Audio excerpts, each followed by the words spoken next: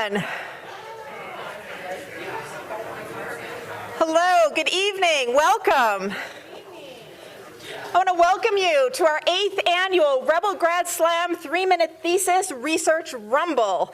I'm Kate Corrigan, Vice Provost for Graduate Education and Dean of the Graduate College, and I'm so happy to have you here with us. Those of you who could join us in person from the Philip J. Cohen Theater, thank you for being here. It is wonderful to see you in person. For those of you who couldn't join us in person, thank you for joining us online on YouTube. It's wonderful to have you virtually. So, we would like to begin today's event by acknowledging that UNLV is situated on the traditional homelands of indigenous peoples, including the Nuwu or Nuwuvi, Southern Paiute people, descendants of the Tudinu or desert people. We honor and offer gratitude for those who have stewarded the land, for the land itself, and for the opportunity to cultivate a thriving, diverse, and inclusive and just scholarly community here today that works for a better tomorrow for all of us. So a special welcome today to Regent Del Carlo and Regent Laura Perkins here in our front row. Please give a wave. These women are regents for the Nevada System of Higher Education Board of Regents, and we couldn't be happier to have you with us. I'm also grateful for the work that you do on behalf of our faculty, staff, and most importantly, our students all the time, and for your support of this event. I'm also grateful to campus leadership, some of whom are in the room, others of whom are online. We greatly appreciate your support. So, for those in the room or those online who maybe don't know what a 3MT Research Rumble is, let me explain. So, the Research Rumble, or the 3MT concept, began at the University of Queensland in Australia in 2008. And you might ask, how did Queensland come up with a 3-minute thesis competition? Well, it's a great story. There's an emeritus professor who was then the dean of the graduate school, Alan Lawson. And Queensland, much like Vegas and other parts of the world, was in a drought. And so they were limited to 3-minute showers. They can only use their water for 3 minutes at a time to conserve. And so he reports that he was taking one of his 3-minute quick showers one day and thinking, what else can you do in 3 minutes? And he started to wonder, could I explain my research in 3 minutes? And then he asked, could our students explain their research in 3 minutes? And that question was the beginning of what has become a global movement. So in 2009 and 2010, the 3MT sort of spread to other universities in Australia and New Zealand. And then after that, beginning in about 2011, the 3MT movement spread all around the world. UNLV joined this in 2014, hence our 8th year of our Rebel Grad Slam. Now there are more than 600 3MT competitions every year in more than 65 countries. So here, during preliminary rounds this week, it was actually the last week, we had 105 slammers, as we call our competitors. That was 20 more than we've ever had before, so we're thrilled. And what that means is this year has been the stiffest competition of any year yet for our 3MT at UNLV. During the semifinals yesterday, we had 37 competitors, and out of those 37, the top 3 in each round have advanced to the finals here today. And you'll see them sitting in the slammer corner. We have 12 competitors for this round today. So besides the fact that it's a global phenomena, why do we do our 3MT Research Rumble? Well, we feel like it's a fantastic opportunity to get students the opportunity to be able to stand up in front of strangers and friends and colleagues and faculty and explain who they are, what they study, why they study it, how they study it, what they have found or what they expect to find, and maybe most importantly, why it matters at all. And we ask slammers to do this to lay audiences, so to leave their fancy language and specialized terms behind, and to come here today with the clock ticking on the bottom left of the screen with 3 minutes and 1 slide to present to you all of that information. So our slammers are amazing. They come to us from all over campus. So we like to think of this as a silo busting activity. You have to leave your discipline in the safety of your home hallways and mix and mingle with students from all over campus. We have competitors who are master's students in the early stages of their graduate career, all the way up to advanced doctoral candidates who are graduating this year. Here's how it works. We ask slammers to compete with 3 minutes, the one slide I mentioned, and absolutely no props and no notes. So they're working off the top of their head. And we call this a 3-minute thesis competition, and we really mean 3 minutes. We don't mean 3 minutes in 1 second or 2 or 3 seconds. It's really 3 minutes. So as you watch the timer click down, they can speak until it hits 0, preferably 1 second left. That's a little more comfortable. If it hits 0 and the 0 flashes, then that means they've gone over their 3-minute time limit and they'll be excluded from competition. We don't anticipate that will happen here today, but it's important that you know that rule. So we have had about 100 campus and community judges in the last 8 days. And really, without the judges, this competition could not happen. And so I want to spend a moment to thank all of you in the audience and at home who have judged for us in the last 8 days. I'm very grateful. And to our judges here today, thank you for giving your time and for being here. I can promise you, you have a tough task ahead. Let me now introduce our finalist judges. And if you wouldn't mind just turning around and standing up, give a wave to the camera so we can include everybody at home. That would be great. First, I'd like to introduce President Keith E. Whitfield. President Whitfield joined UNLV just over a year ago, and this is his first 3MT. Thank you so much for being here, President Whitfield. I'd like to introduce Executive Vice President and Provost, Dr. Chris Heavey. He is a returning finals judge. I'd like to introduce Regent Laura Perkins, a member of the NSHE Board of Regents and also a longtime supporter and returning judge at our finals.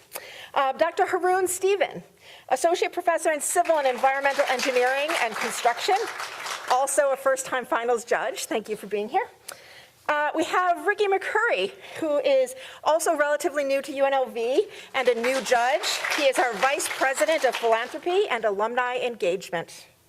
We also have Dr. Alyssa Crittenden. She is the chair of the UNLV Graduate Council, an associate professor of anthropology, and a returning judge, but first-time finals. Yes.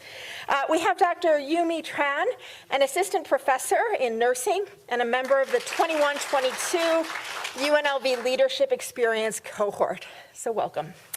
We have Dr. Carolyn Reedham with us as a judge today, a returning judge. Dr. Reedham is an alumna. She's owner and president of CSR Education Consulting Firm. She's a retired principal here in Clark County and assistant superintendent. And she is also the founding chair of our Dean's Leadership Council in the Graduate College. Thank you for coming back again. We have Leslie Mujica, and Leslie is also an alumna. She is Executive Director and Chief Marketing Officer for the Labor Management and Cooperation Committee, a UNLV Alumni Legacy Board of Director member, the Graduate College Dean's Leadership Council, a board member of the UNLV Libraries Latinx Project, and a returning 3MT judge. And if I'm not mistaken, I think you are the longest standing finals judge. So thank you for coming back. I would like to introduce Dr. Constance Brooks. And there she is. Dr. Brooks is a two-time alumna with graduate degrees from UNLV. She's Vice Chancellor of Public Affairs and Advancement for the Nevada System of Higher Education. She's a member of the Graduate College Leadership Social Entrepreneurship Advisory Board and a 2019 Graduate College Alumna of the Year. So thank you so much for returning as a judge. And I'd like to introduce Jason Chilton from US Bank. He is the UNLV branch manager right here in the Student Union. He is a first-time finals judge with us, though he has previously judged. And we're extremely grateful to US Bank, Jason and his colleagues for sponsoring our Audience Choice Awards this year. So thank you. Now, what are these judges doing? They'll be assessing each slammer on an individual basis, and they will be scoring on a 0 to 24 scoring rubric. Now, how do slammers get points? They get points in 4 areas. Comprehension, so how well do they know the topic that they're talking about? Ah, hello. Content, how well do they explain their work in lay terms to an audience? Engagement. So how well do they engage the audience? Do they tell us a story? Do they make us want to know more? And communication. Obviously, they're standing up here and they're going to communicate for 3 minutes, and so that counts, but so too will the visual communication on the slide behind them. So these are the things that will earn our slammers points today. Now, I'm going to ask you to please turn off your cell phones and refrain from moving in and out of the space as people are competing. 3 minutes is really hard, so we don't want any distractions. So thank you for that. And now I would like to introduce Perry Chacon, a student in our Doctor of Mass Musical Arts program. He's incredible. He sings for us at all of our events, and he's here to do the national anthem. Perry.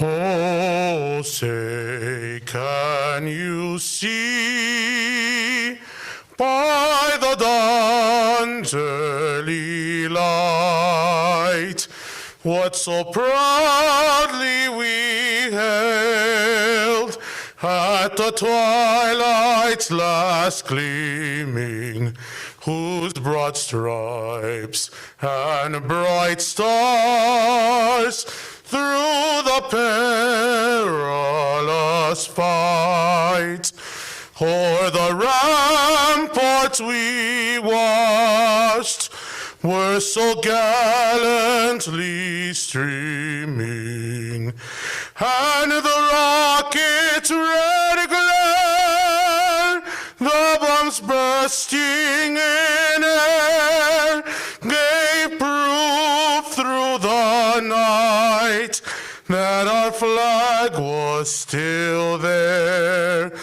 Oh, say does that star-spangled banner yet wave o'er the land of the free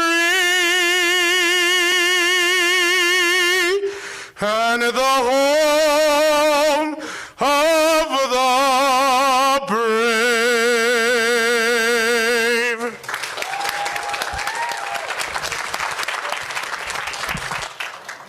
Thank you so much for that beautiful rendition, Perry. And now, without further ado, I'd like to welcome President Keith E. Whitfield to say a few words.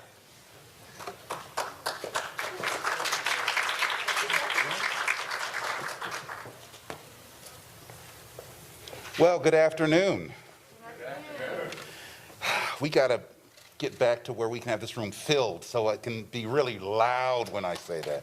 Let's try just with who we have here. Good afternoon. Good afternoon. Oh, I love it. I love it. Now, as you can see, I'm going to take more than 3 minutes. I am not going to follow the model that we have our excellent students following, but I do want to say thank you so much for joining us here today at the annual Rebel Grad Slam contest. I'm Keith Whitfield, the president of UNLV, and I'm pleased to be a part of today's graduate college event. What I love about the Rebel Grad Slam event is that not only is it a great opportunity for students to share their impactful work, it gets them out of the academic tracks, the academic dungeons sometimes, that we live in, and encourages interdisciplinary conversations and discovery, which is the cornerstone of any great university. I've been very impressed by the incredible work of our graduate and professional students and all the things that they do alongside of incredible faculty advisors. Our more than 5,000 graduate and professional students are an integral part of the UNLV community. And while they may be spread across more than 175 degree and certificate programs, they all have a shared goal. That's to solve complex regional, national, and global challenges. And if you've been watching what some of our faculty do, even challenges beyond this earth. The research, scholarship, and creative activities of faculty and graduate students are leading edge. That work propels and enriches our university. It also inspires undergraduates to pursue research and scholarly activities. In the challenging times that we're experiencing today, we turn to experts to identify solutions and to be able to plot our path forward. Many times, those experts hold graduate and professional degrees, demonstrating the significant contributions of education in preparing innovators, experts, and leaders in every field. I can't wait to see what our students have in store for us today. Good luck to all our Rebel Grad Slam finalists, and thank you all for joining us for this terrific event. Thank you.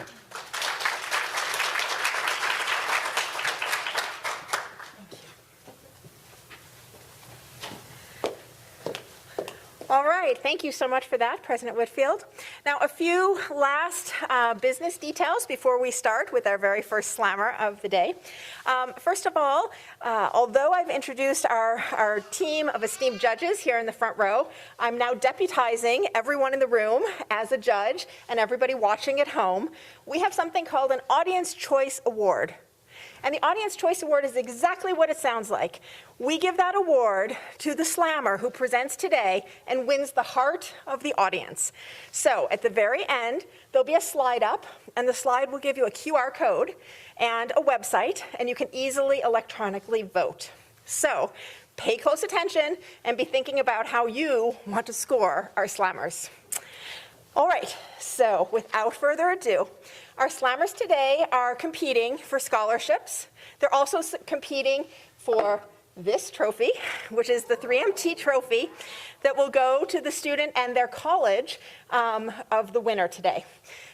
The college that has the greatest number of competitors in the Grad Slam always gets a luncheon. And so this year, I'm happy to announce that college is, drumroll,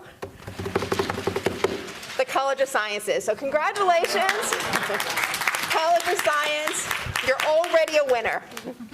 All right, so now let's move on to the competition. Our very first presenter today is Jesse Barnes. Jesse is a doctoral student in public affairs, and he studies with Dr. Jace Farmer. Jesse's presentation today is Federal Environmental Policies and Local Level Implementation, a case study on the EPA's COVID-19 enforcement and discretion policy. Jesse.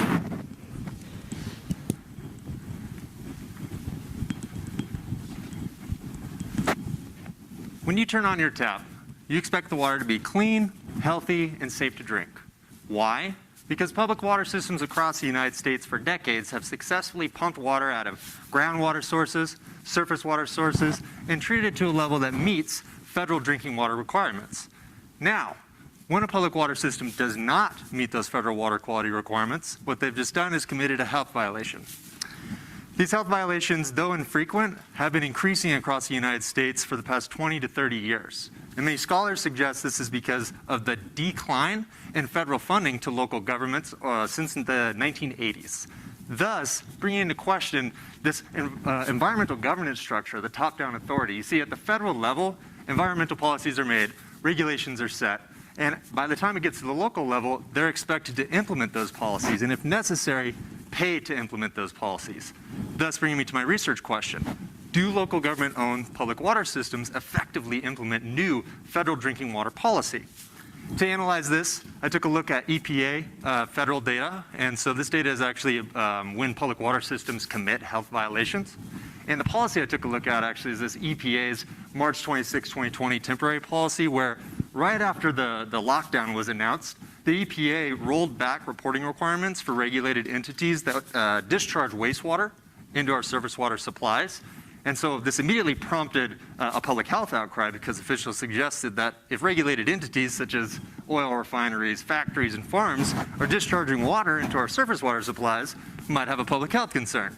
So this was perfect for me because I actually looked at the time period before the policy was passed and after, and I was able to use public water systems that source from surface waters as the treatment group, and then those public water systems that source from groundwater as my control group. After conducting a series of quasi-experimental econometric models, found some very profound results.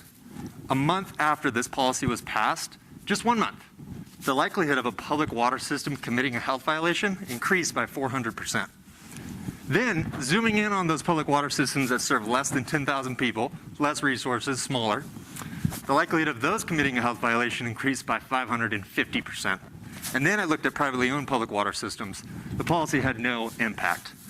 So what does this tell us? First of all, it tells us that there is, in fact, a clear disconnect between federal level policymaking and the ability of local governments to implement those policies. Furthermore, it also suggests that we ought to reconsider our budgeting process as it pertains to water resources management because everybody deserves access to clean, healthy, safe drinking water. Thank you.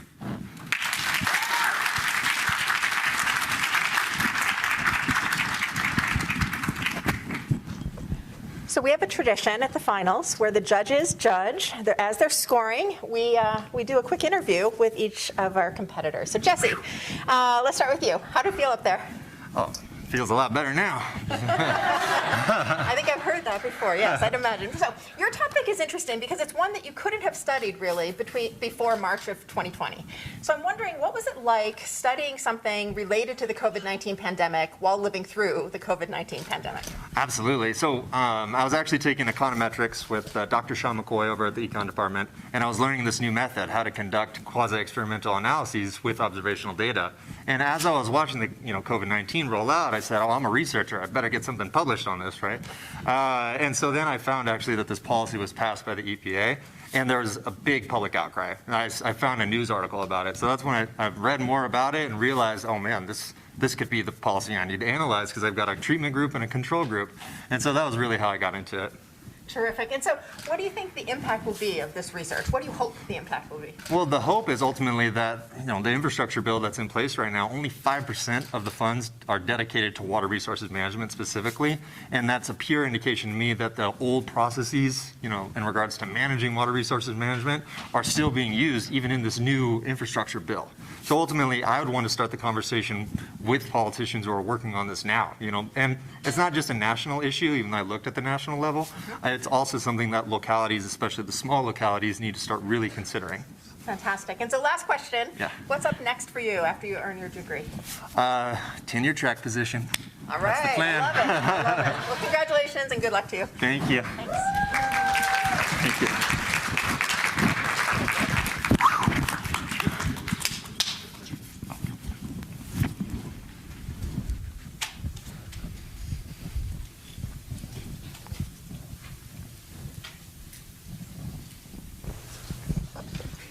Okay, I think our judges are ready. I'd like to introduce our second slammer of today's competition. This is Andrew Miller. He's a Master of Architecture student studying with Glenn Nowak, and the title of his slam today is Rehabilitation, Not Retribution, an Architectural Solution to Sex Offender Residency Restriction-Induced Homelessness. Andrew. Homelessness is a concern that plagues governments, city planners, humanitarian groups, and communities. There have been a variety of approaches from temporary shelters to massive warehouses filled with beds. Unfortunately, these schemes do not solve the root cause of homelessness. There have been vast sums of money spent on fruitless, undignified endeavors in an ever-worsening situation. Prior plans failed to account for the importance of employment and instead focus on housing alone. Research reveals that 70% of homeless individuals have been charged with felonies. The legacy of any felony conviction includes employment obstacles, denial of public benefits, and a lack of educational opportunities. The unemployment rate for felons is 7 to 10 times greater than average. In 2009, Nevada passed Senate Bill 471 and Assembly Bill 579. These bills, in tandem, redefined the classification system for sex offenders and imposed irrevocable lifelong residency restrictions, forever limiting the locations in which sex offenders can reside. This legislation lowered the severity of crime necessary for a Tier 3 classification. The number of Tier 3 offenders rose from 108 individuals to 3,480 overnight. Residency restrictions stipulate that Tier 3 offenders cannot live within 1,000 feet of a long list of locations. The map on the right is an analysis I've created illustrating Vegas Valley's restricted areas. As you can see, there are not many locations in which a sex offender can reside. Failure to comply with the residency requirements results in reincarceration, costing the state billions. Re-release is contingent on locating appropriate housing, which is extremely unlikely. In order to improve the possibility of sex offenders to live and work, and in order to evaluate the employment capabilities, we need to come up with a better solution. So our research is focused on creating an opportunity for sex offenders to live and work. We endeavor to create a master plan community for 4,000 individuals. We provide ample opportunities for live and work space and include job opportunities on site, including kitchen services, landscaping, security, and janitorial services. We also offer office space for remote work. This interdisciplinary study is intended to increase the possibility to improve the safety of the community, to provide an opportunity for rehabilitation for felons.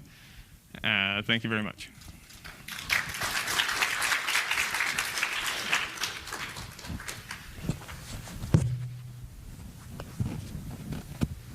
Thank you so much, Andrew. So I have a question for you. I'm a sociologist, and I think it's really interesting to think about how the built environment impacts social interactions and promotes or fails to promote social equity and justice. So I'm really fascinated to hear how you picked your topic. How did you come to this specific question? Sure. Well, I was developing a series of temporary housing solutions in an attempt to implement them. And in a discussion with my wife, she brought up the plight of sex offenders and other employment-challenged groups. And it got me thinking that maybe providing a affordable housing opportunity was not the best solution to dealing with this larger scope of problem. So I began to reevaluate how I was looking at this problem on a larger scale and incorporating employment opportunities into the project. Fascinating. So where do you hope this goes next? I mean, what do you hope the outcome will be of this work? Ideally, I'd like to make this a private investment opportunity for a large development corporation. I've established a location in which something like this could work in Las Vegas, and I would like to create this as a model that could be implemented across the country. Incredible. Okay. And then the most important question. What's your favorite building on campus, and why? Oh, boy. The hospitality building's my favorite building. I really like the design that they've implemented. Awesome. Well, thanks very much. Thank you.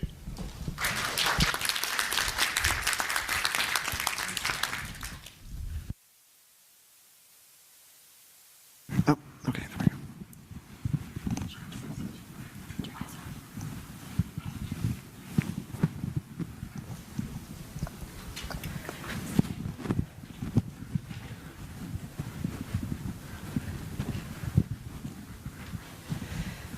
All right, I'd now like to introduce Anthony Feldman. He's a Doctor of Philosophy student in geoscience, and he studies with Dr. Elizabeth Hausrath. Anthony's title today is Terrestrial Clues to Past Martian Climates. Anthony. So the Martian science community has long known that water was once present on the surface of Mars, somewhere on the order of 3 to 4 billion years ago, in liquid form. However, in order for life to be present on the surface of Mars, the mere presence of water is not enough. You need specific chemistries, and you need a climatic environment that is conducive to the formation of microbes and potentially more complex organisms. In order to examine the nature of the water that was present on Mars's surface, NASA sent the Curiosity rover to Gale Crater in the year 2011 to investigate the mineralogy and chemistry of past fluvially deposited sediments in that crater.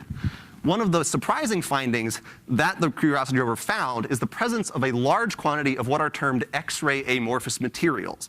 The Curiosity rover essentially took powdered rock samples, bombarded them with X-rays, and read how those X-rays scatter. And now these X-ray amorphous materials don't scatter those X-rays the same way that crystalline quantities do. And this X-ray amorphous material makes up about 70% of some of the sediments at Gale Crater.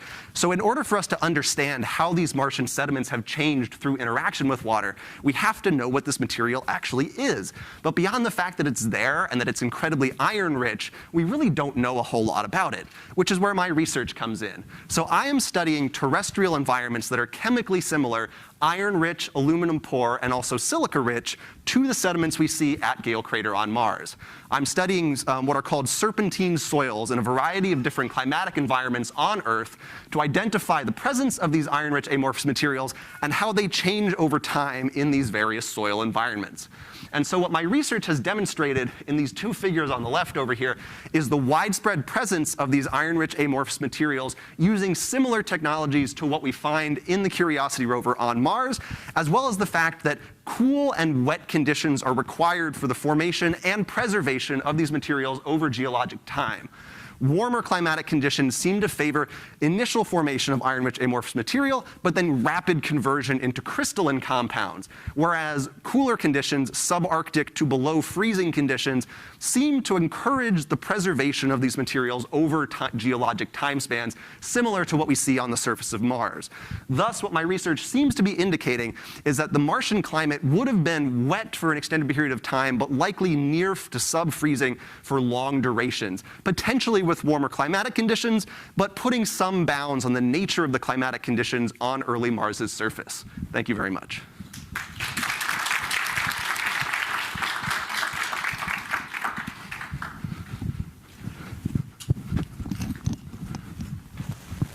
Hi, Anthony.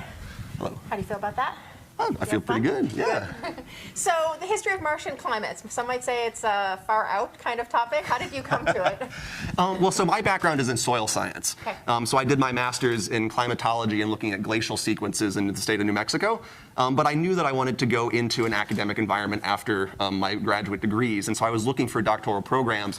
And Dr. Elizabeth Hausrath, who I work with here at the university, combines sort of geochemistry, soil science, and planetary science. And I grew up as a huge sci-fi nerd, loved Star Trek and Star Wars and all of that. And so when I saw that kind of synthesis of terrestrial research, like getting out into the field, getting to dig big pits in the ground in beautiful places, but with an application for understanding planetary problems, I knew that that was what I wanted to sort of sink my teeth into for a couple of years and beyond. Awesome. So tell me this, Star Trek or Star Wars? Oh, Star Trek. Okay. Yeah. Why?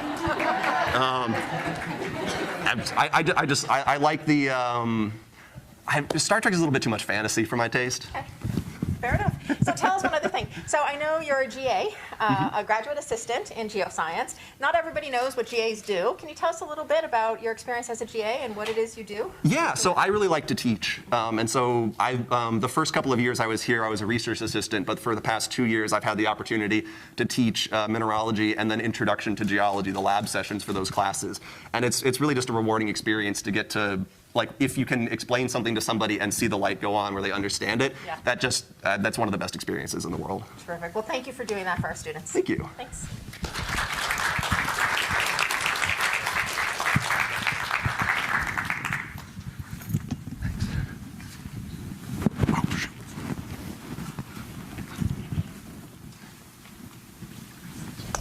All right, our next competitor today is Warren Forbes. He is a Doctor of Philosophy student in interdisciplinary health sciences. Warren studies with Dr. Janet Dufek, and his title today is The Effects of Performance Fatigue on Lower Extremity Function in Athletes with and Without a History of Concussion. Warren. The CDC estimates roughly 3.8 million concussions occur annually in the US. When we think of concussions, we often only think about these short-term acute effects, especially those of you who have suffered a concussion yourself. You can relate to the dazed, confused feeling you may have had. You might have had a headache, or in the worst-case scenario, you may have temporarily lost consciousness.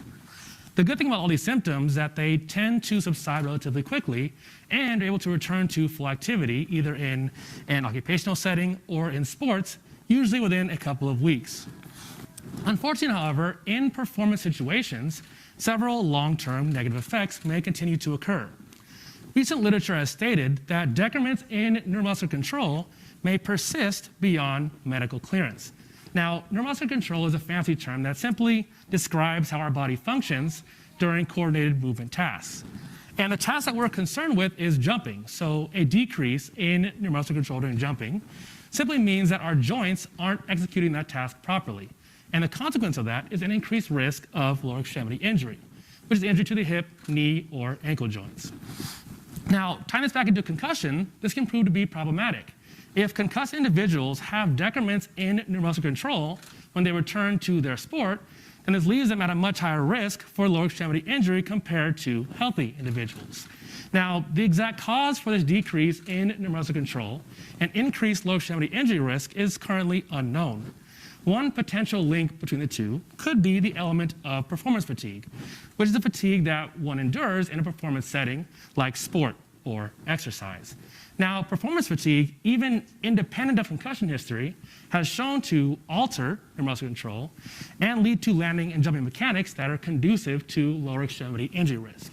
And if this is the case, even in healthy individuals, then it's possible that when concussed individuals are in a state of performance fatigue, they may be at even more so increased risk of lower extremity injury compared to their healthy counterparts. And in this proposed study, we seek to dive deeper into that potential relationship. The overall purpose of this study is to be able to analyze the effect of performance fatigue on lower extremity function during a jumping task in those who have suffered a concussion. We will have a group of previously concussed individuals and a healthy control group perform a jumping task before and after a fatigue protocol. And we'll analyze differences between the groups. The overall end goal of the study is to be able to apply the results and translate them into direct application, highlighting the influence of fatigue in the concussion population, and we want to inform current return to play criteria. Thank you.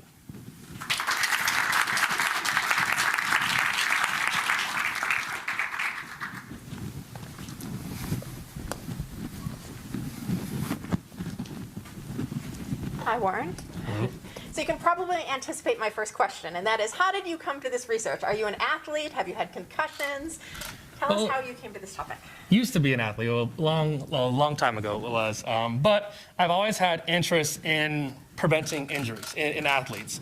And in my master's work, I became interested in fatigue and how that influences landing mechanics that might lead to lower extremity injuries. So now tying this into where I'm now with my doctoral research, previously I did it in just a healthy population of healthy athletes to see how fatigue influenced their landing mechanics. Now, with concussed individuals, they are much more at risk already for lower extremity injuries, so it's just more interesting to me and more applicable to be able to really prevent injuries in this subgroup of athletes. Awesome. So tell me this, have you worked with any professional sports teams, or would you like to work with any? Oh, that'll be lovely if I could, but I mean, that'll be great. But I mean, as far as teams, no. I used to be a strength coach at a couple facilities that did train some professional athletes, which is a great experience. That's part of why I'm at the place where I am today. I've always had interest in performance enhancement and injury prevention. So yes, that's why I'm the reason I'm here today. Awesome. And so tell us, what comes next for you after you earn your degree? Ideally, I'd like to stay in academia. I really enjoy teaching, so I want to be able to teach and do research as well at an institution, and hopefully one day attain a tenure. Excellent. Well, thank you so much, and good luck to you. Thank you very much.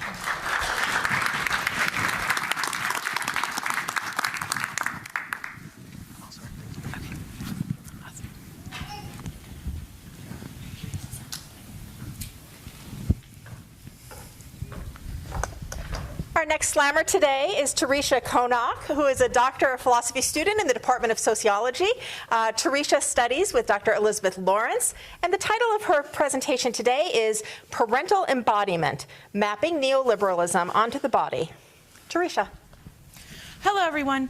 Before I really begin, I just want to acknowledge all of the parents in our lives and recognize the immense amounts of pressure that they're under every day. So my research is not only looking at the way that parents are pressured to raise their children, but also how they are pressured to negotiate and conform to normative body expectations. I come at this from the perspective that our embodiment, which is the way our bodily characteristics influence our interactions, is an important part of our everyday lived experience. So to do this, I have conducted semi-structured in-depth interviews with parents and have found three main themes. First is this theme of knowledge and information, where parents crave an understanding of their changing bodies. To do this, they often download fertility apps. And while these apps can be helpful, they can be problematic in that they do construct a normative body expectations, where parents may feel abnormal if they do not conform to expectations of weight or having a normative menstrual cycle. Second, parents are reporting feeling immense amounts of judgment, shame, and failure in relation to their changing body. This is where parents are reporting just feeling fat, feeling disassociated from their body, and even experiencing body dysmorphia while pregnant, which is in contradiction to what they were told they were going to feel, which was a joy of being pregnant. These feelings are not helped when they receive negative messages from friends, families, and even strangers in their daily lives, as well as healthcare professionals and social workers. With this is where I am seeing where parents must embody neoliberal ideologies of individual responsibility, where they must engage with their changing bodies on their own, and their health ailments are often brushed aside by their healthcare professionals. With this, parents are told to, quote, get their body back immediately after giving birth, or they are told to not gain any more weight or to even lose weight while they are pregnant. So in this case, parents often feel invisible or devalued when they go to the doctor. So I've offered 2 quotes here from my participants, where one participant reported that her doctor did not even look at her prior to telling her that she needed to not gain any more weight during her pregnancy when she was there for a completely unrelated reason. Another participant reported that their adoption agency was worried that they were too out of shape, in other words, too fat to be a parent, what could have ultimately resulted in him being unable to adopt his son. So in this case, we can see that these parents' bodies constructed them as inherently unfit, unhealthy, and ultimately as undeserving of potential care and services. So I hope today that at least some of us can walk away with an additional level of empathy and understanding that parents are not only pressured to raise their children well, but to look good doing it. Thank you.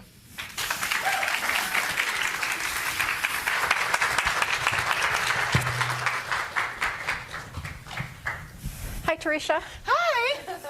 So tell me this, how did you come to your research topic, and what is it that interests you about neoliberalism and bodies? So I came to this topic initially from actually my first participant was talking to me in a casual conversation talking about his experience trying to become a foster parent and eventually adopt his son, and how he had to go through extra tests, basically holding a couple pounds of flour for 30 minutes, walking on a treadmill, all of these extra things that his thin husband did not have to go through. And they consistently brought up these issues of his body as being able to be an effective, loving, caring parent.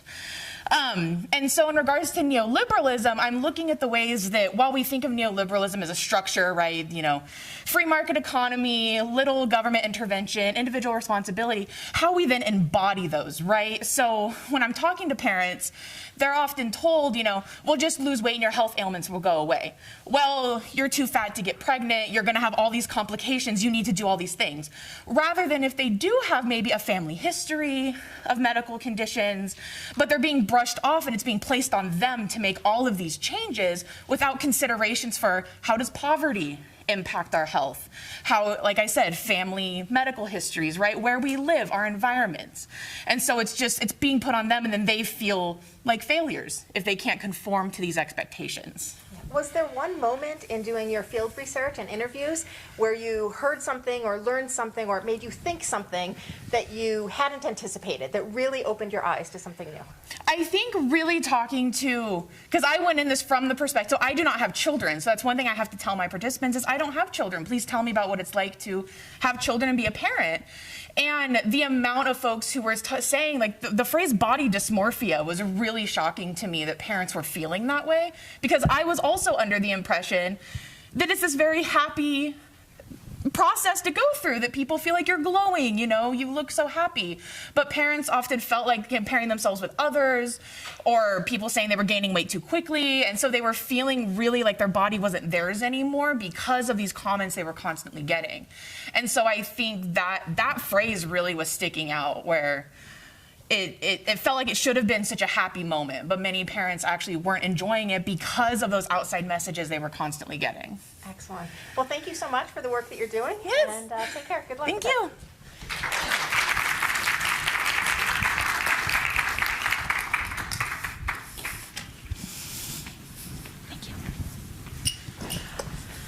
All right, our next competitor today is Dylan Barth. He is a Doctor of Philosophy student in Biological Sciences, studying with Dr. Mira Hahn.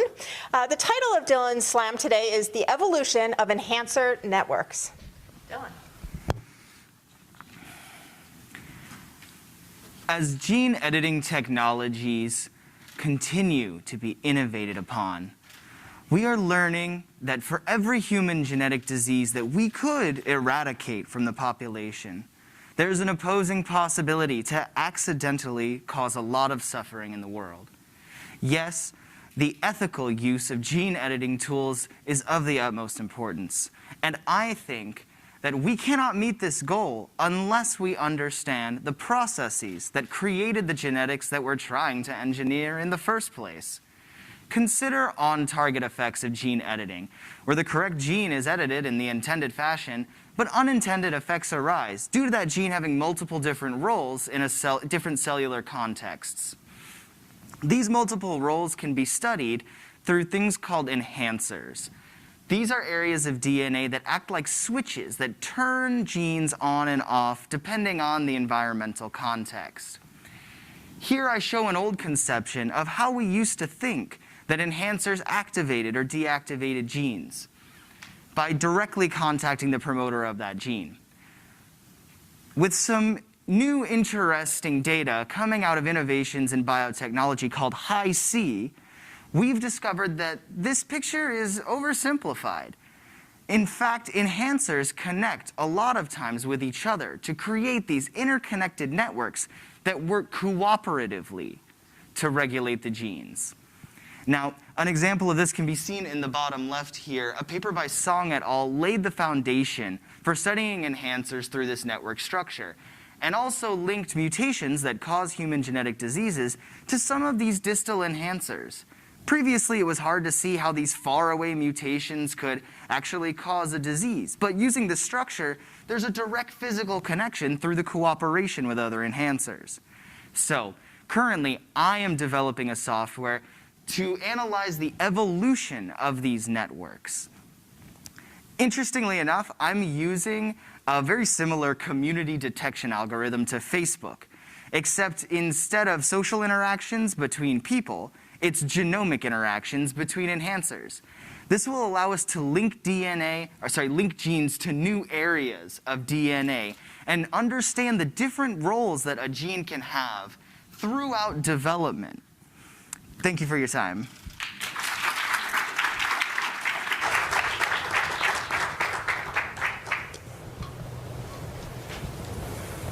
Hi, Dylan. Thank you for that.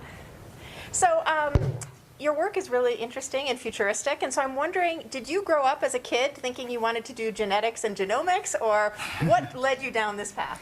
Oh, heck no. My degree's in math.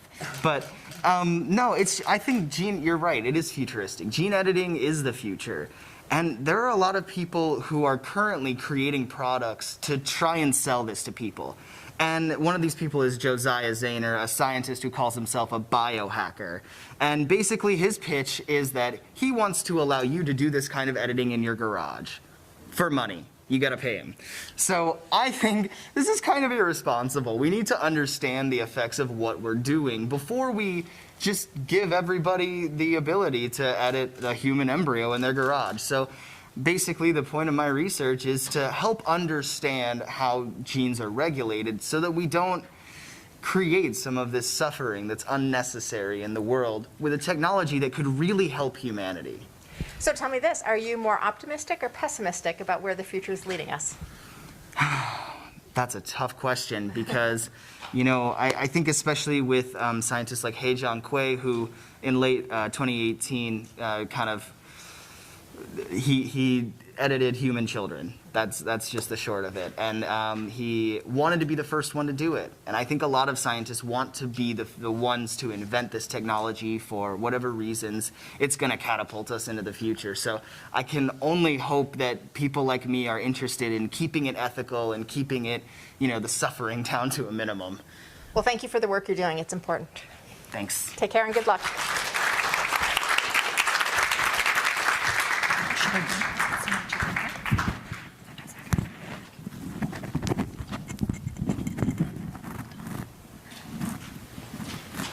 All right, I'd like to introduce you to our next slammer. This is Elena Angelicova, who is a Master of Science in Couple and Family Therapy student. She studies with Dr. Lawrence Jackson, and the title of her presentation is The Impact on Families Living with Terminal Cancer in the U.S. with a Collectivist Cultural Perspective, a qualitative study. Elena. Cancer. What comes to mind when you think of cancer? Cancer is a global pandemic and the second leading cause of death in the United States.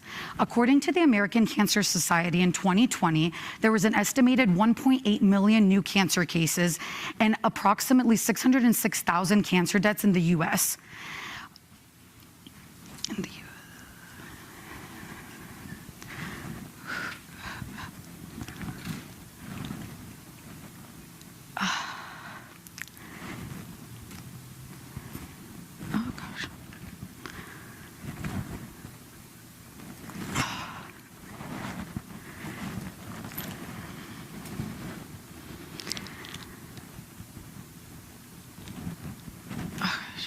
I'm sorry, guys.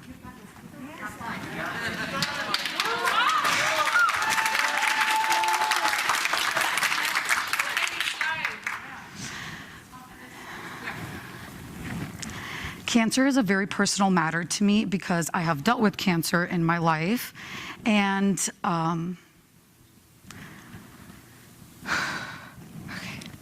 I don't know why I'm so nervous.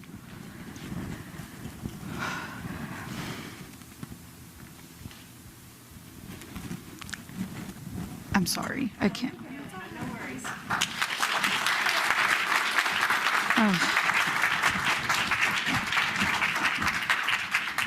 I'm so sorry. It happens to all of us. It's totally fine. I've been terrified too.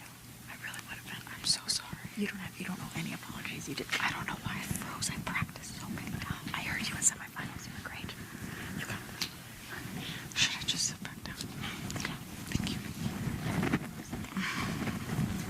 It's really brave of these students to get up here. Let's give her another round of applause. Thanks, Elena. I'd like to introduce you now to Katherine Lubke, a Doctor of Philosophy and Radiochemistry student studying with Dr. David Hatchett. And Katherine's title today is Some Like It Hot, Keeping Cool with Hot Fuel. Katherine. If you're anything like me, this fall weather has just been, whew, whole breath of fresh air. If you're also like me, the thought of these Las Vegas summers getting hotter, coming earlier, staying later, nah, that's enough to make me sweat. My research looks into uranium materials that can be used for nuclear fuels. So, to sort of explain the background of why I do what I do, I believe in a future of more sustainable energy. I like to promote this idea. I think that we should all be on board with this. I definitely want to have a much cooler world for when my little baby is growing up herself. So when you look at sustainable energy sources, you have carbon-free non-renewables like nuclear, carbon-free renewables like solar, hydropower, geothermal, and carbon-based sources that are just going to make the problem worse over time. If you look at this top graph on the left, you can see the capacity factor of each of these fuels. Capacity factor meaning what % of the time is this energy source producing energy compared to sitting there doing nothing at all.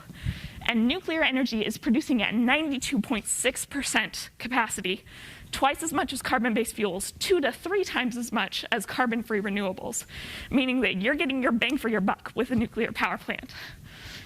But I hear you, man. Nuclear, you hear that word, you're thinking superheroes, you're thinking Godzilla, you're thinking extra fingers and toes. But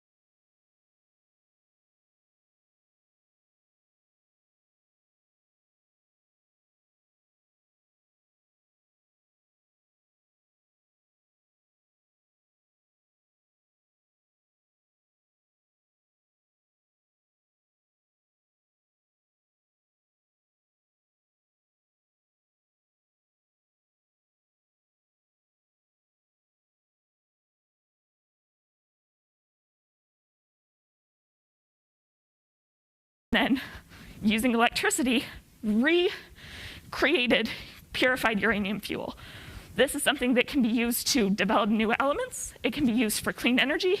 It can even be used for treaty verification to make sure that people are playing fair with the uranium they already have. So with my work, I can take something that nobody wants and turn it into a lot of great things. Thank you.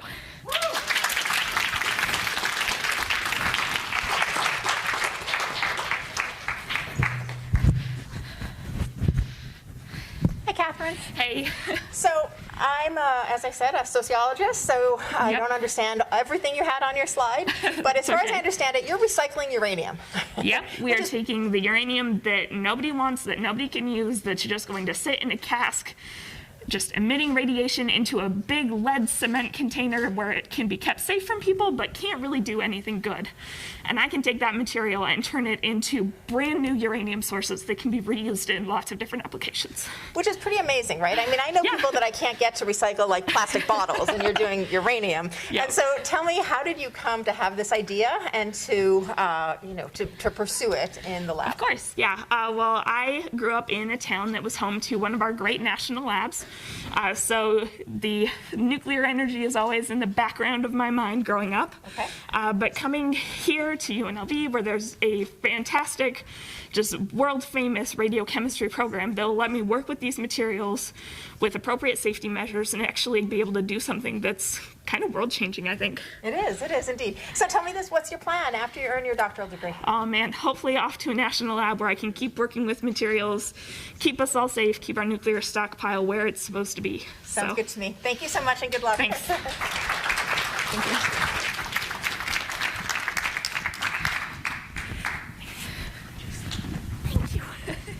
Okay, our next competitor stepping up on stage is Heather Frugiola, working on her Doctor of Philosophy in Anthropology, studying with Dr. Ivan Sandoval Cervantes.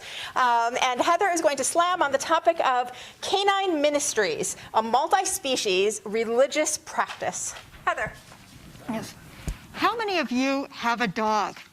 Dogs have served in so many different roles in different societies around the world since the Stone Age. And in American culture today, dogs have reached a whole new level of significance because many Americans consider their dogs to be part of the family. This has not always been the case historically. And many businesses and institutions are changing to become dog-friendly. These recent cultural trends are opening up room for new roles for dogs in our society. One of the new roles for dogs that has developed in the last few decades is the therapy dog. Therapy dogs are specially trained and certified to bring comfort to people in public. Unlike a service dog, a therapy dog is supposed to be petted by strangers and must be comfortable in that situation. Other research has shown that people who interact with therapy animals may see reduced levels of stress and improved school or work performance. One of the new places where therapy dogs are starting to turn up is in Christian ministries. Ministers or chaplains set out to do good deeds in the service of Jesus Christ, and some of them are now using therapy dogs to do this. My research asks how the institution of religion is adapting to the increased importance of dogs in our society. This research can tell us about ongoing developments of religious practices in modern day and new directions for human-animal interaction. My main research method is ethnography. That means I go out there into the field with the chaplains and their therapy dogs, and I go see what they're doing up close. I'm also conducting interviews with the chaplains. I am just beginning this research, and I still have a long way to go. But already I've observed at least 3 ways in which therapy dogs can be useful to a Christian ministry. 1, the dogs facilitate communication. People feel more comfortable talking to strangers when there is a dog present. 2, the dogs bring comfort to people, especially those who are stressed out or having a crisis. And 3, this one I thought was the most interesting in terms of the anthropology of religion.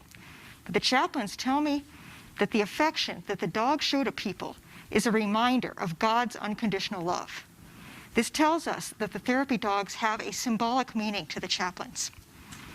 There is still a lot more information that I have to uncover, but already we can see how the adoption of canine therapy practices by a religious institution is one of the many ways that our society is changing broadly in response to the increased social importance of our relationships with animals.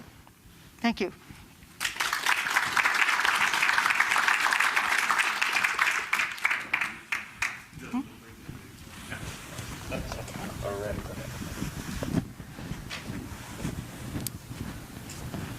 Heather. Hi.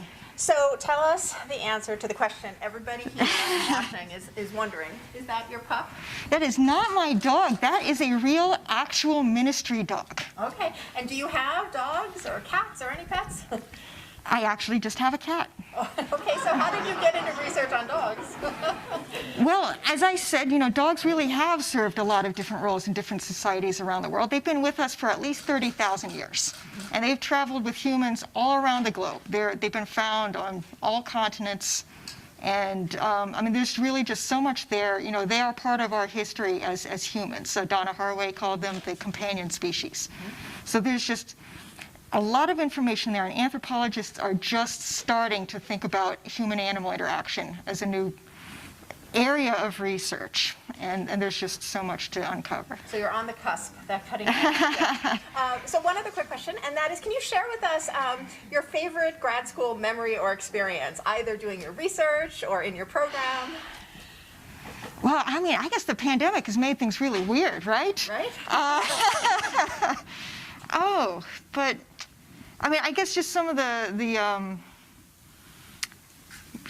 I don't know, just friends that I've made here, connections. I don't know, it's been a weird 2 years. So. Were you a grad student before the pandemic? Or? That's true. I was a grad student many years ago. I see. And that was just kind of a different life. Right. This has changed everything. Yeah. Well, thank you for your research and good luck to you. Oh, thank you. Yeah.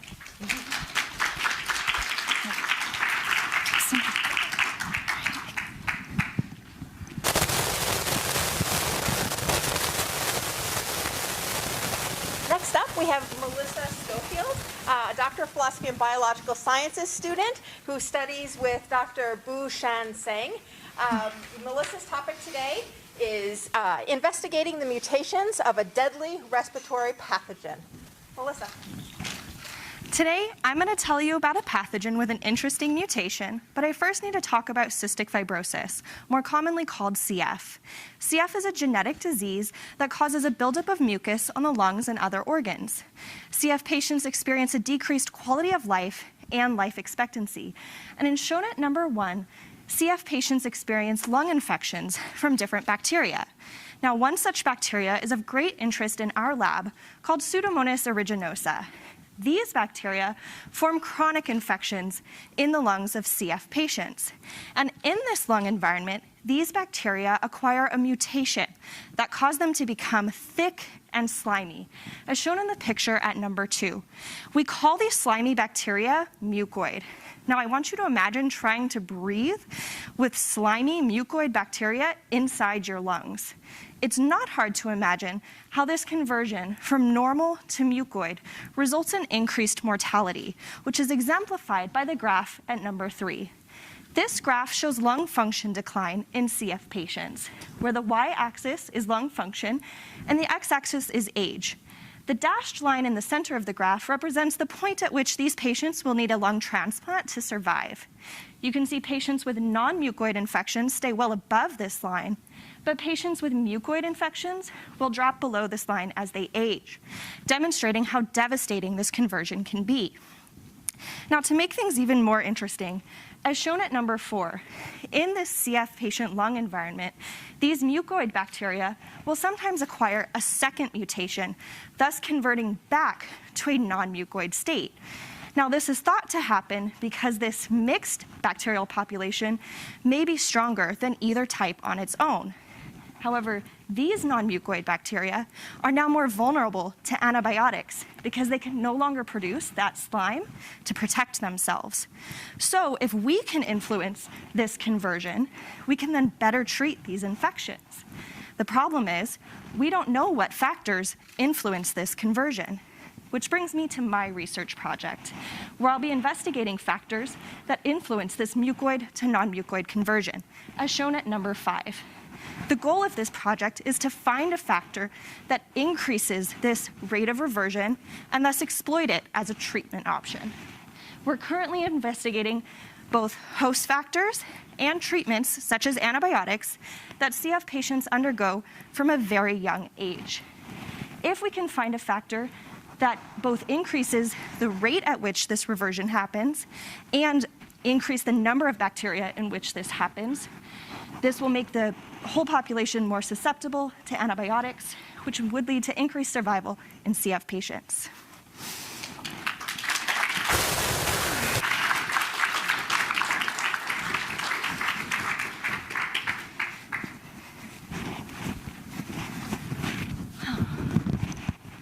Hi, Dean Corkin. Hi, Melissa. How are you? I'm great. How are you? Did you have fun? I did. Good.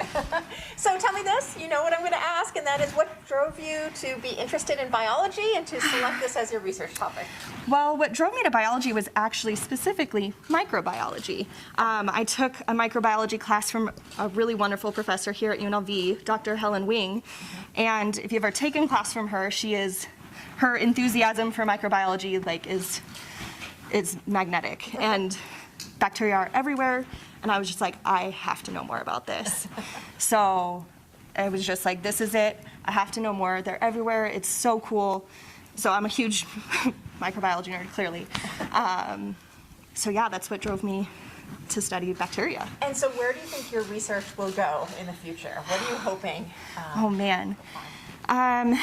There's so many things that are so cool, so I don't know what I want to be when I grow up quite yet. I could go, environmental and study biofilms that influence, nature and water systems, but then I'm also really interested in pathogens, and, clearly antibiotic resistance is a huge problem. So looking at that, and that's a little bit where my project is right now, that's also really cool. So I like genetics a lot, and bacterial genetics is really my forte, so pretty much anything there. I'm pretty open. So you have tons of opportunities. Yeah, just... Well, thank you for this, and you so good luck much. with it, whichever way you decide to go. Thank you. Take care.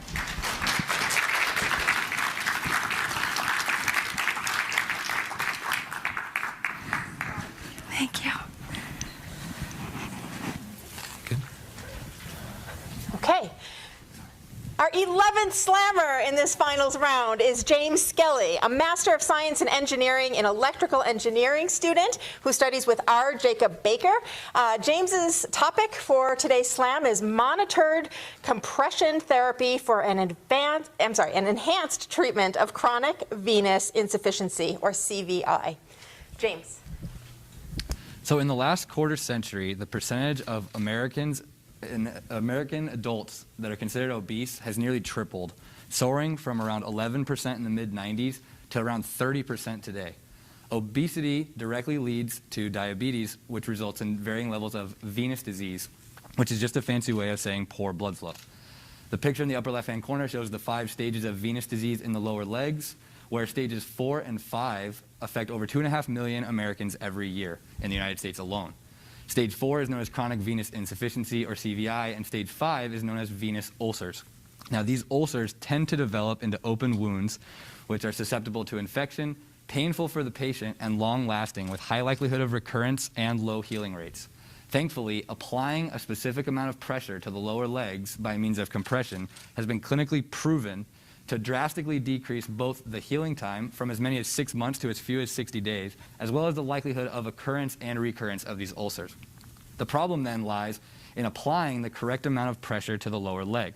When nurses wrap the leg, they typically have no idea how much pressure they're applying.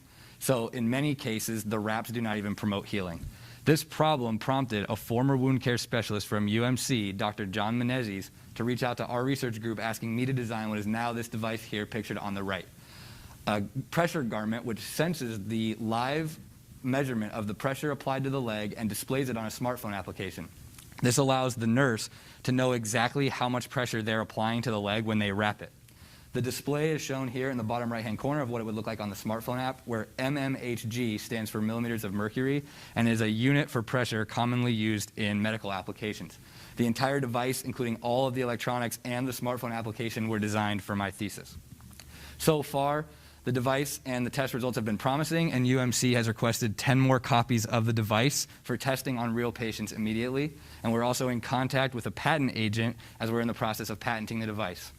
The bottom left-hand corner shows a plot which shows data from tests that we performed to check how accurately our device measures pressure. The blue data points are meant to be taken as a reference, and that's basically just telling us where our data should be. And the red data is our actual measurements from the device. Notice that the slope of the red line is nearly identical to that of the slope of the blue data points. There is a slight offset as the red data points are slightly higher than the blue. That was introduced for visibility so that we can see the data contrasted with the blue data. If we simply subtract out that offset, we get overlapping data points, which means accurate measurements. There are plans in place to minimize the size of the sensors, to hide the wiring, and also to make a thinner garment so that the device is as comfortable as possible for patients. And with these improvements in mind, Dr. Menezes and I are hopeful that we can help treat and enhance the treatment of chronic venous insufficiency for as many patients as possible here and abroad. Thank you.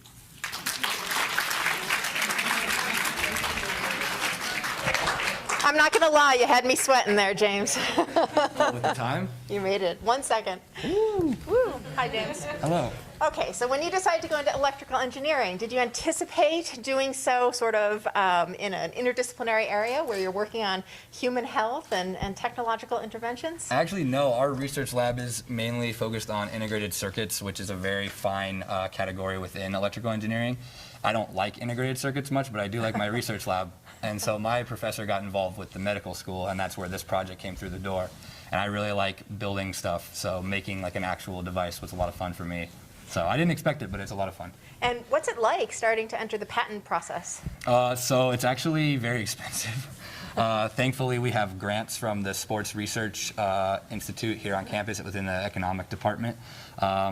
We have to, you have to claim certain things on the patent, make sure that it's going to be broad enough that somebody else doesn't take the idea, things like that. But it's very exciting. And what path do you intend to follow after graduation? What's ahead for you? So I'm actually defending my actual thesis this Friday, and I'll be done with my master's, and I'm applying to PhD programs right now. I've applied to Georgia Institute of Technology, University of Texas at Austin, and Stanford University. And UNLV. And UNLV. I did apply to UNLV, but my professor's leaving, so I'm not sure I'll stay. Understood. Well, good luck whichever way you go. Congratulations. Thank you very much. Thank you. Thanks.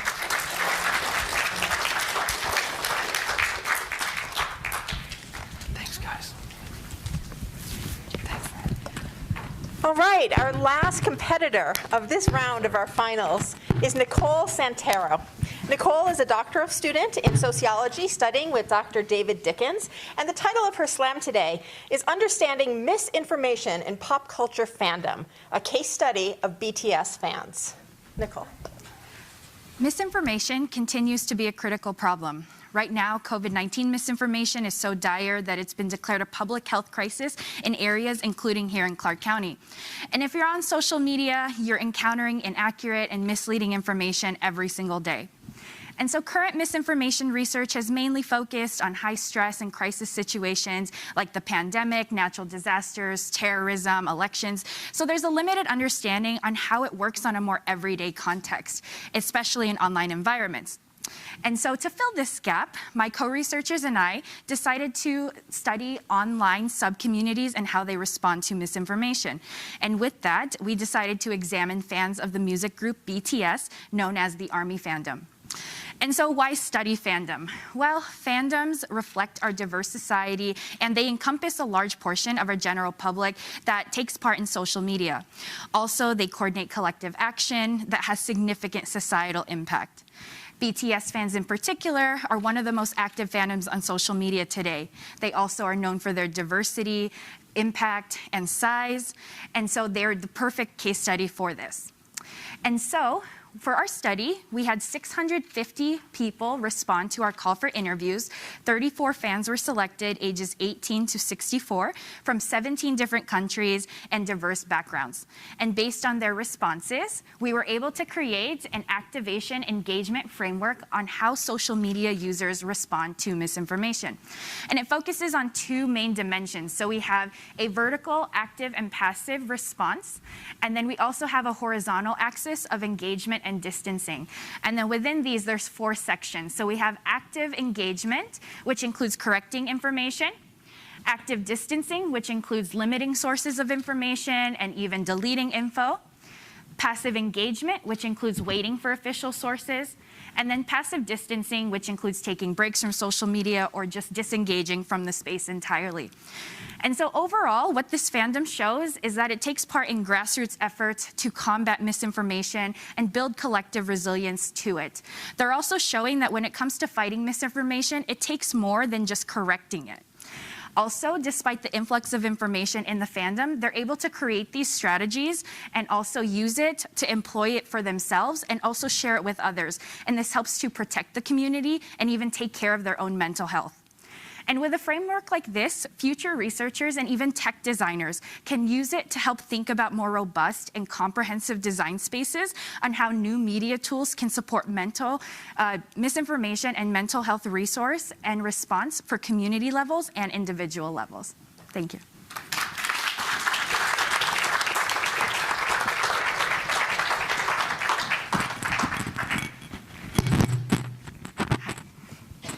Hi, Nicole. How are you? Good, thank you. Good, good. So tell me this. Obviously, as you noted, misinformation is a hot topic and an important one these days. Sure. What made you decide to tackle misinformation in pop culture specifically? So there's a lot of misinformation, especially in fandoms. Like I myself am very actively involved in the fandom, and like you just see it constantly every day. So when some of my collaborators kind of sat down, we were like, oh man, there's just so much information that's like false, and we're like, it's probably a perfect study for it. So yeah. And so social media sounds like, Yeah. When we say pop culture these days, it generally is code for at least partially, if not entirely, social media. Yeah, So yeah. what's your take? Is social media, a positive influence or a negative influence when it comes Sure. to things like misinformation generally? Oh, it's definitely good and bad, right? Like I think social media has brought out so much good in terms of connecting everybody, especially globally, which we would have never been able to do without it. But then there are those downsides of misinformation that are kind of inevitable, and the question is like, how do we stop it? Unfortunately, I don't know if we can, but there, we talked about, there's definitely tools on how we can at least help the situation a little bit better. So, yeah. Well, thanks for your work on it, and good luck. Thank you. All right, take care. All right, so now here's what's going to happen. Judges, we're going to ask you to please finish scoring Nicole, if you're not done, and then we'll come along and collect your score sheets. Audience, both in the room and at home, please note the QR code on the screen. You can grab it with your phone, or you can type in the bit.ly address right there into a browser on your phone or device, and that will allow you to cast your audience choice ballot. So please go to this website and cast your vote for the slammer that won your heart today. And thanks to US Bank, they'll be getting a scholarship and recognition of the room and beyond. So please cast your vote in the next 3 minutes or so for the audience choice, and we'll be tallying up and coming back to you in about 10 minutes. So treat it as a 7th inning stretch. Feel free to move about, but don't go too far. We will be back with the winners shortly. Thank you.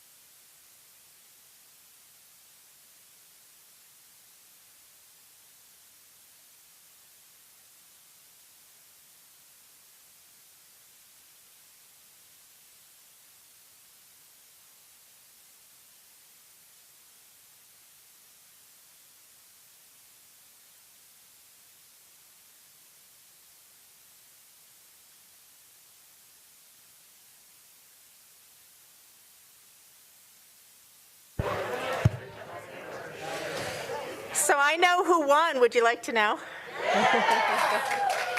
All right, I'm gonna make you wait just one more minute. So Slammers, why don't you join me up here on stage so everybody can recognize you and give you a round of applause. So come on up, Slammers.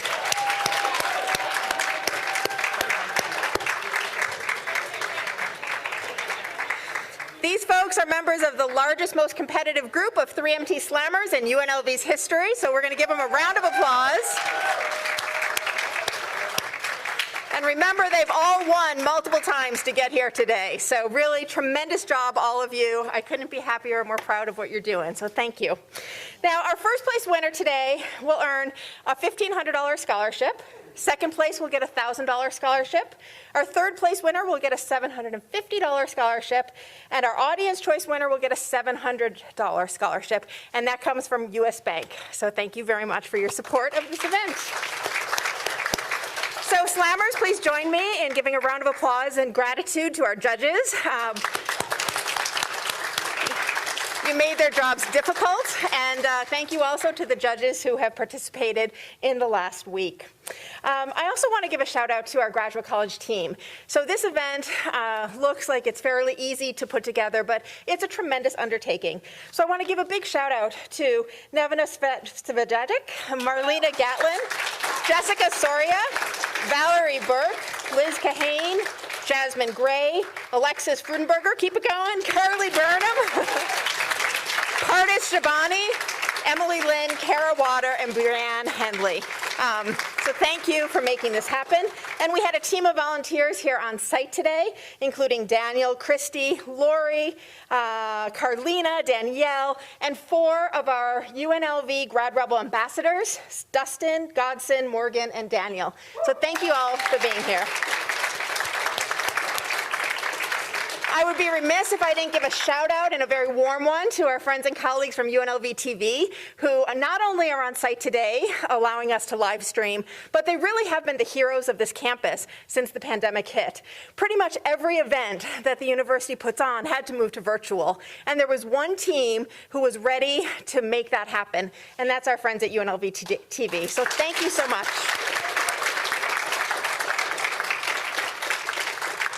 And last but absolutely not least, I want to thank our friends and colleagues at Aramark, our catering service on campus. They're putting on the reception for us that will immediately follow the awards ceremony here. So upstairs in the Student Union Ballroom, there'll be drinks and food, and that's all thanks to our partners at Aramark who set it up, take it down, and make it all happen. So thank you. All right. With no further ado, let me announce the winners. So we will start with our Audience Choice Award, the slammer who won the hearts of the audience, both on site and in our virtual world, and that is, drum roll please, Warren Forbes. Warren Forbes, Interdisciplinary Health Sciences. Warren, your scholarship will come digitally, but for now,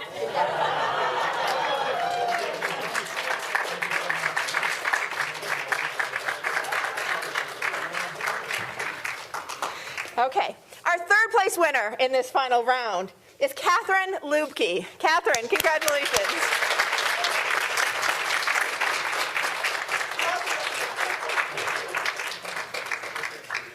Congratulations. Thank you.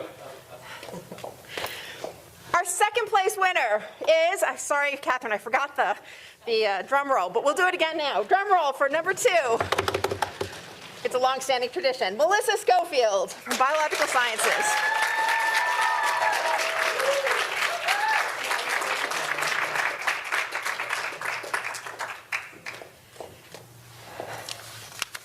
And our first place winner gets the extra long drum roll, please.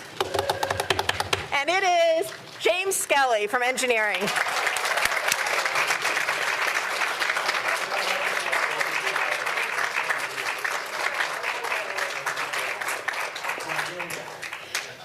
And so this year's Rebel Grad Slam trophy will go to the College of Engineering because of James' victory. So congratulations to Engineering, and congratulations to the College of Science for having the largest number of competitors. So to all of you, to everybody who participated, and for all of you who helped make it happen, thank you. We hope to see you at the reception. Please join us upstairs for food and drinks. Do you want a picture of the whole group?